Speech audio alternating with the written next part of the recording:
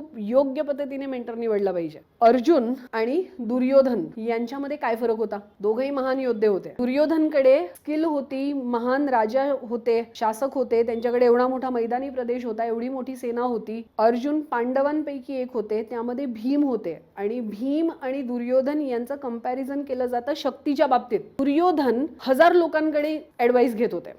ते सगळ्यांना विचारत होते की काय करू काय करू काय करू काय करू काय करू आणि फायनली भटकले. अर्जुन त्यांना नाही माहिती होतं की कृष्ण कोण आहेत. अर्जुनासाठी तर कृष्ण लहानपणीचे मित्र होते ना, आत्याचा मुलगा. पण अर्जुनाने कृष्णावर प्रचंड भरोसा केला होता. मी तुम्हाला म्हटलं होतं की भगवद्गीतेमध्ये, पूर्ण भगवद्गीतेमध्ये अर्जुनाचा फक्त एक रोल आहे की अर्जुन रथातून उडी मारून पळून नाही गेलेले, ते राहिले, तिथे थांबले. सो ज्या इन्स्टिट्यूटमध्ये तुम्ही आहात, ज्या ऑर्गनायझेशनमध्ये तुम्ही आहात, ज्या परीक्षेची तयारी तुम्ही करताय, त्याच्या सिस्टमवर भरोसा ठेवा. जर तुम्ही दुर्योधन सारखं इथे तिथे तिथे तिथे तिथे तिथे ऍडवाइस घेत गेलात ना, तर भरकटून जाल.